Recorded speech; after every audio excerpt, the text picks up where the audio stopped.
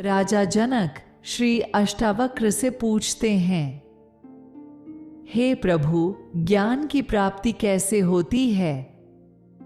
मुक्ति कैसे प्राप्त होती है? वैराग्य कैसे प्राप्त किया जाता है?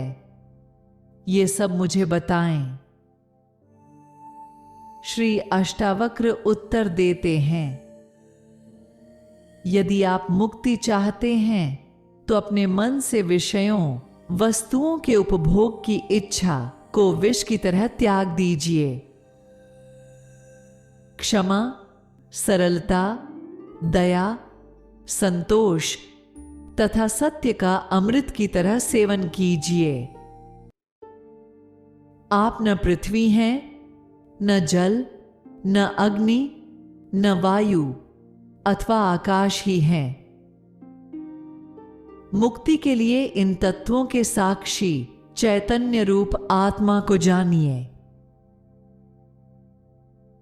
यदि आप स्वयं को इस शरीर से अलग करके चेतना में विश्राम करें तो तत्काल ही सुख, शांति और बंधन मुक्त अवस्था को प्राप्त होंगे।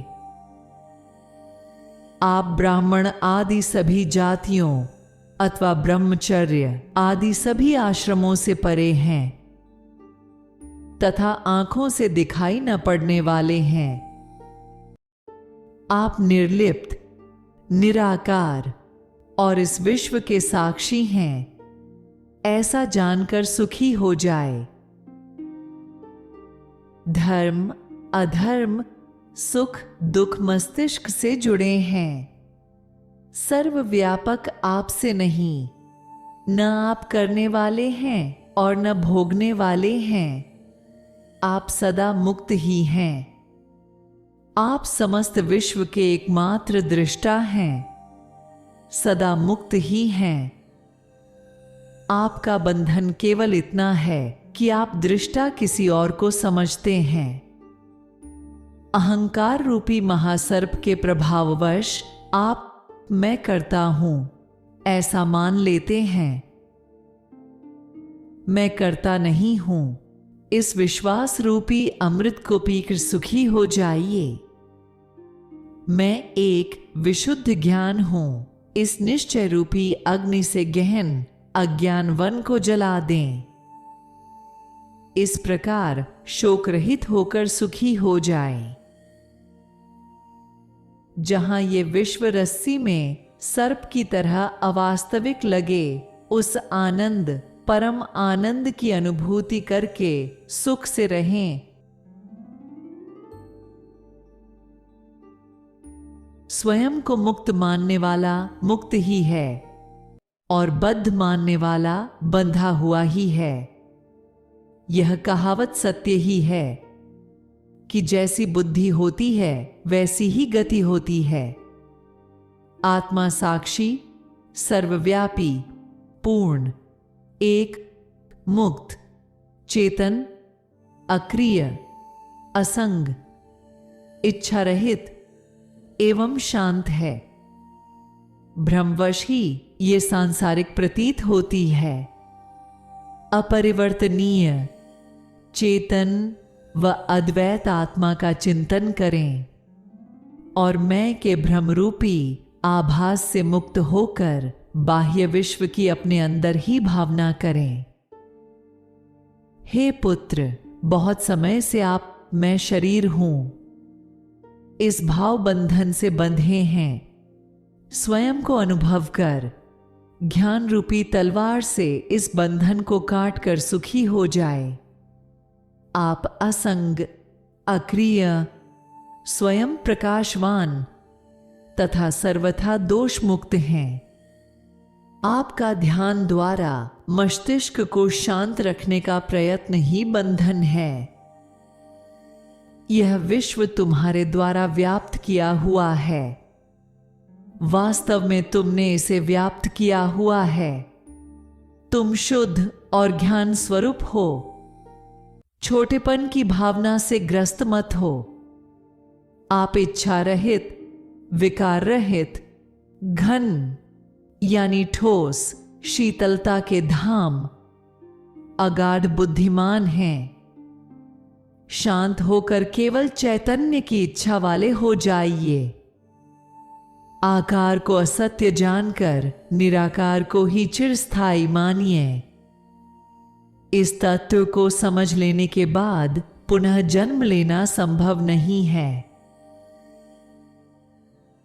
जिस प्रकार दर्पण में प्रतिबिंबित रूप उसके अंदर भी है और बाहर भी, उसी प्रकार परमात्मा इस शरीर के भीतर भी निवास करता है और उसके बाहर भी। जिस प्रकार एक ही आकाश पात्र के भीतर और बाहर व्याप्त है, उसी प्रकार शाश्वत और सतत परमात्मा समस्त प्राणियों में विद्यमान है।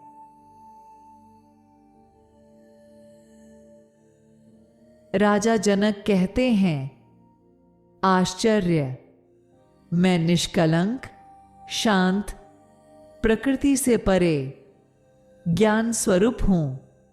इतने समय तक मैं मोह से संतप्त किया गया। जिस प्रकार मैं इस शरीर को प्रकाशित करता हूं, उसी प्रकार इस विश्व को भी प्रकाशित करता हूं। अतः मैं यह समस्त विश्व ही हूं अथवा कुछ भी नहीं। अब शरीर सहित इस विश्व को त्याग कर किसी कौशल द्वारा ही मेरे द्वारा परमात्मा का दर्शन किया जाता है। जिस प्रकार पानी या लहर, फेन और बुलबुलों से पृथक नहीं है, उसी प्रकार आत्मा भी स्वयं से निकले इस विश्व से अलग नहीं है। जिस प्रकार विचार करने पर वस्त्र, तंतु, धागा मात्र ही ज्ञात होता है, उसी प्रकार यह समस्त विश्व आत्मा मात्र ही है। जिस प्रकार गन्ने के रस से बनी शक्कर उससे ही व्याप्त होती है, उसी प्रकार यह विश्व मुझसे ही बना है और निरंतर मुझसे ही व्याप्त है। आत्मा अज्ञानवश विश्व के रूप में दिखाई देती है। आत्मज्ञान होने पर यह विश्व दिखाई नहीं देता है। रस्सी अज्ञानवश सर्प जैसी दिखाई देती है। रस्सी का ज्ञान हो जाने पर सर्प दिखाई नहीं देता है। प्रकाश मेरा स्वरूप है, इसके अतिरिक्त मैं कुछ और नहीं हूं। वह प्रकाश जैसे इस विश्व को प्रकाशित करता है, वैसे ही इस मैं भाव को भी प्रकाशित करता है। आश्चर्य, यह कल्पित विश्व अज्ञान से मुझ में दिखाई देता है। जैसे सीप में चांदी, रस्सी में सर्प और सूर्य किरणों में पानी। मुझसे उत्पन्न हुआ विश्व मुझ में ही विलीन हो जाता है।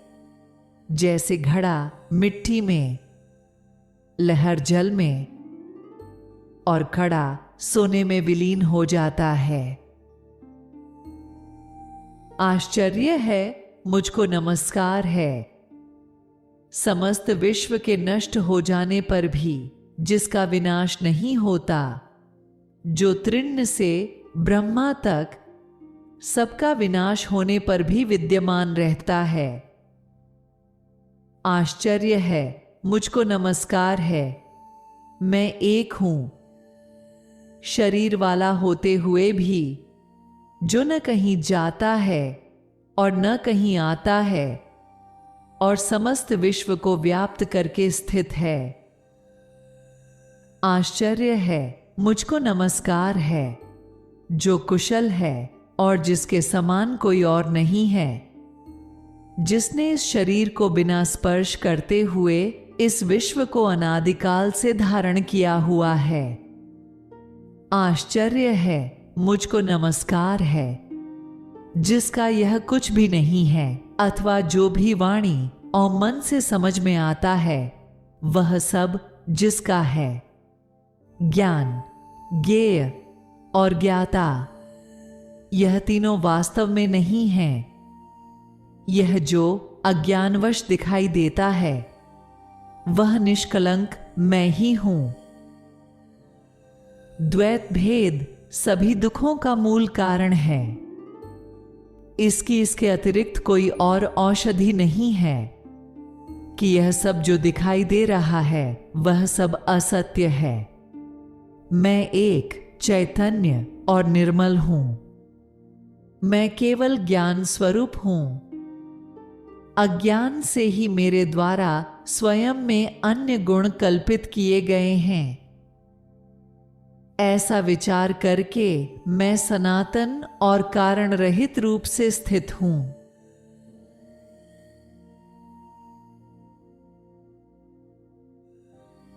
न मुझे कोई बंधन है और न कोई मुक्ति का भ्रम। मैं शांत और आश्रय रहित हूं। मुझ में स्थित यह विश्व भी वस्तुतः मुझ में स्थित नहीं है। यह निश्चित है कि इस शरीर सहित यह विश्व अस्तित्वहीन है। केवल शुद्ध चैतन्य आत्मा का ही अस्तित्व है। अब इसमें क्या कल्पना की जाए?